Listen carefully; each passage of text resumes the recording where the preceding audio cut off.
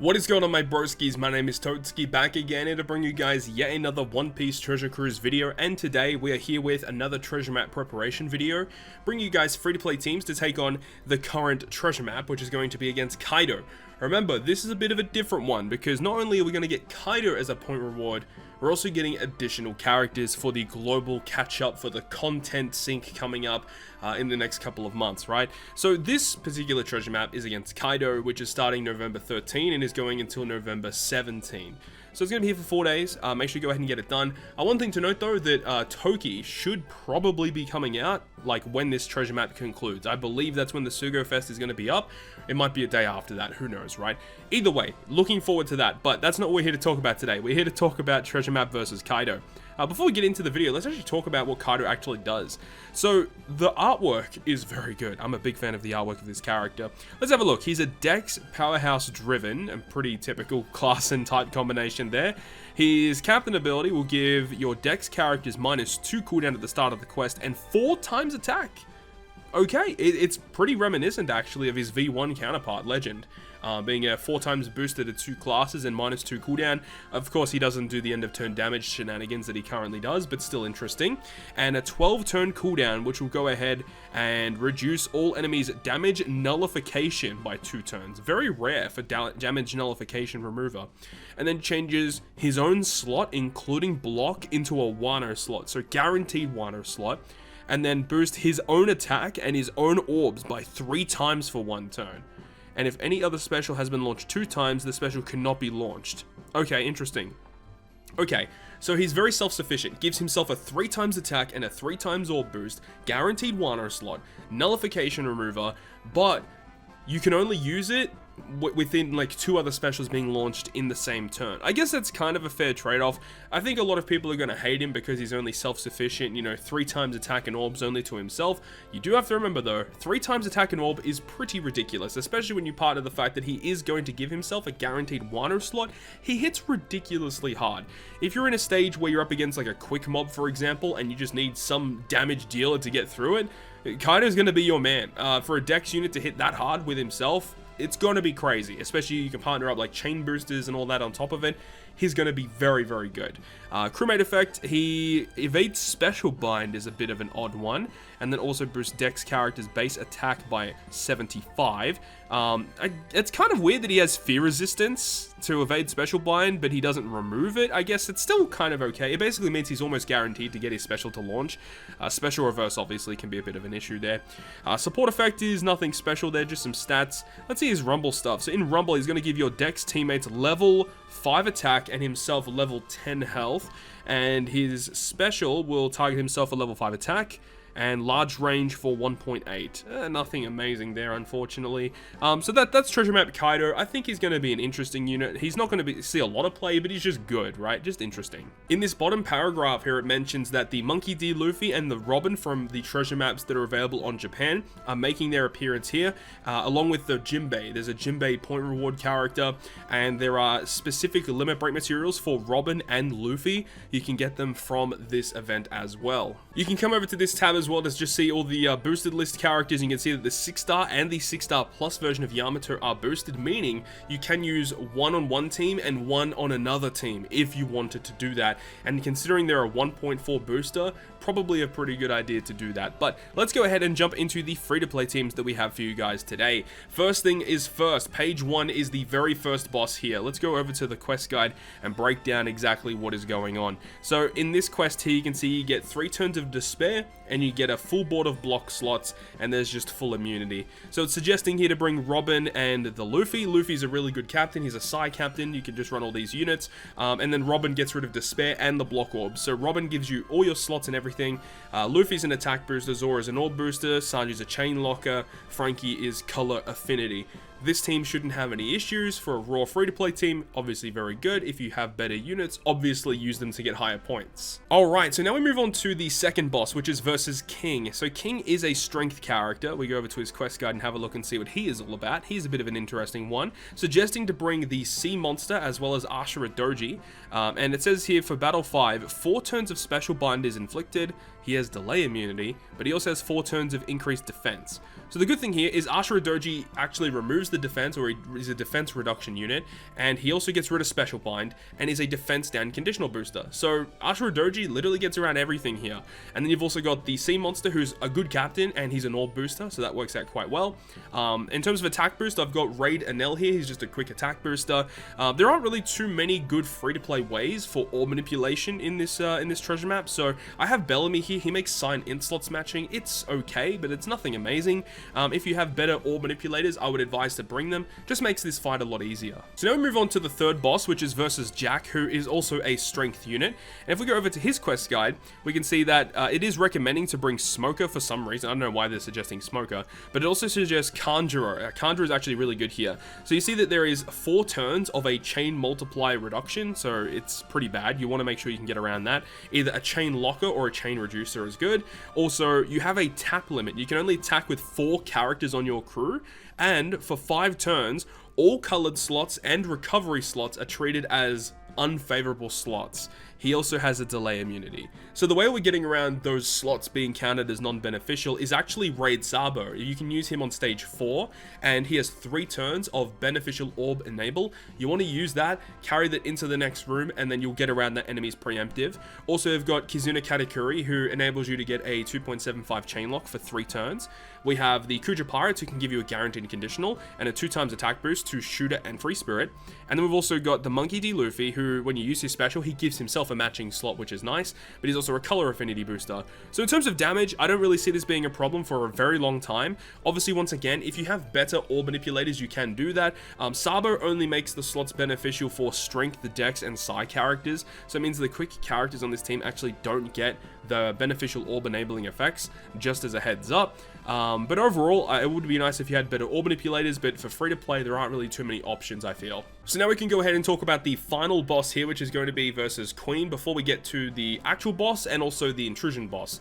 So for the last Battle Rush boss is Queen, and you can see that he's an int character, and in his quest guide, it's pretty interesting, but they are suggesting to bring the Mugiwara 56 and the Germa 66 characters from the previous month. The preemptive says that your middle row character is going to be switched into the captain spot for 2 turns, so Gemma 66 is obviously a very good unit there, but also there's delay immunity, and there is 6 turns of percent damage reduction, and also 6 turns of damage threshold. In this instance here, the Zora and the Brook from the previous month's events are perfect here, both of which do remove those 2 defensive effects, and they do provide substantial boosts to your Psi characters and your Free Spirit characters. Also, Luffy has the chance to be switched into the captain spot. I don't know if it's exactly the same unit that gets switched into the captain spot. If it isn't, then either Luffy or Brook can become the captain, both of which are relatively okay captains in this example. But then at the bottom, we've also just got the VV and also Komurasaki. They're just ways to just generate some slots. Nothing too crazy there, of course. If you have Germa 66, you would obviously want to use them because they help out a lot, but it is up to you at the end of the day in terms of what you actually want to do. But, you know, Zora and Brook remove all the defensive effects. They do provide substantial attack and orb boosts. No issues whatsoever with this team. Alright, so for this next final boss, we're going to be talking about Olin, but of course, I am suggesting to bring King as a friend captain for this particular boss fight. And this is the team that we are going to be bringing here. It is a bit of a strange one though, because not all the characters are going to be outright boosted, and what I mean by that is that Luffy is the captain. He is like the only good option in this instance here. Technically, you could use Zoro as the captain instead. That could work. It doesn't really make that much of a difference in my eyes. Luffy is still a really good unit to be bringing anyways, but it's a very annoying quest, but I would advise bringing King as the friend captain here. But let's have a look at the breakdown of this event. On Battle 4, you're gonna have to deal with a quick mob. He's a quick chopper, and you can see that there is 7 turns of bind to your captains. There is 4 turns of burn inflicted, and your middle row is special reversed for 2 turns, as well as delay immunity. Right, so the bind, we're going to be using the Lin and the Kaido, the Raid Lin and Kaido. They get rid of the bind, and they do some orb shuffling, and they give an orb boost to your strength, dex, and quick characters. So that's a pretty nice effect to have. In terms of the burn, we're just kind of tanking that. There aren't really too many ways you can just bring a character to remove it, especially if you're bringing raw free-to-play teams. But then moving further on into the quest, we're going to talk about the stage 5, which is Olin, who is a strength unit, which is why I'm advising to bring King for this fight. In this preemptive, you're given empty slots, 5 turns of attack down, and you are limited to only using 3 specials. So in this instance here, we're going to be using Luffy, which gets rid of some of the attack down. He is an orb booster, but you know, that's that. You could use King. I would advise using King obviously first because he's a bigger orb booster, and then you can go ahead and use your Luffy. Now, in order to get rid of the other attack down, we're actually going to go ahead and use the support of Pedro, who is attached to Brook, which means that the first time we're inflicted with attack down, he removes 2 turns of it, because remember, it is 5 turns of attack down. Luffy only removes 4 of that, so we've got this to remove the additional 2 turns, 6 turns total. We're fine. Now, in this instance here, you need to use Luffy to get rid of some of the attack down. You want to use probably King to give you the better orb boost. You don't have to if you don't want to. You can honestly use King a little earlier on stage 4, and then you'll get his clock buff to expire, giving you a chain boost in this final stage, and then use Luffy's orb boost instead, because Luffy is a 2 times orb booster to all characters. And then you can have Zoro for color affinity, and you could have the Brook for a conditional boost. In terms of damage, this is actually going to be doing very well, but then again, you do also want to remove those empty slots that are given to you, which is why Denjiro is on the team. Denjiro actually has a really cool effect. He changes empty slots into matching, gives your Dex characters and your Quick characters a 1.75 attack boost, so he's going to be great. He's going to give you a full board of matching slots. So you'd probably want to be using, you know, the King on stage 4, Luffy stage 5, Denjiro stage 5, and then you have a decision to make either between Brook or Zoro. You could potentially use Zoro on stage 4 as well for the color affinity there, save Brook conditional boost for the final stage.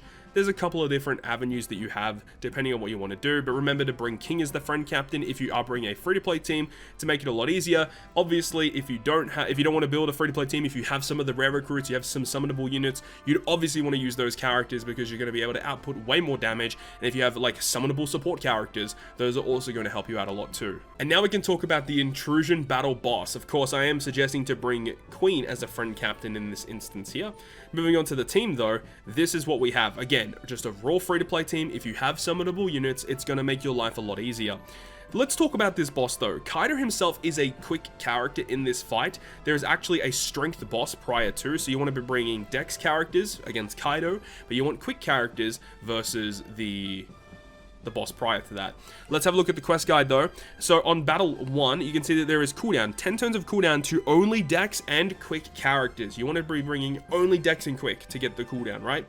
Battle 2, which has the strength boss. You get a full board of bomb slots. You also get paralysis for 4 turns and 5 turns of increased defense. Now, in order to get around that, we're going to be using the Gyukimaru. He actually removes 4 turns of the defense, and he does get rid of the paralysis. He does make all your type slots matching too, which is actually pretty cool. But also Denjiro, I believe he actually changes bomb slots as well. He does change bomb slots, yeah. So you can use Denjiro on that stage, you can use Gyukimaru on that stage, and then you could also use Denjiro twice to get the orb boost. That's also a possibility. And then you can also have access to the sea monster to get the orb boost on the next stage as well. So it just depends on what you want to do there. But also, you know, we got to get rid of the increased defense, which is why we have Jack. So we've got Jack and Gyukimaru gets rid of the defense. Gyukimaru gets rid of the paralysis. Denjiro can get rid of the bomb slots. Everything's looking good so far. But looking back over at the Kaido quest, it does mention a little further in quest 5, you get block slots, a full board of block slots on the final stage, delay immunity, resilience, and a combo hit barrier. Now around the resilience, we're using Queen as the friend captain. When he's the friend captain and you use his special ability, he's going to go ahead and do the 500 times his attack at the end of the turn if you used his special during that turn. So it makes it a lot easier, right? Just use him, get around the resilience. Now around the block orbs, that is a little bit more difficult because we're going to use Luffy. Luffy does shuffle your slots around. However, you do have to note that Gyukimaru actually makes those slots beneficial to your quick characters at least, so that's nice. And Queen does make Dex and also Psi slots count as matching to your Dex, Powerhouse, and Driven characters.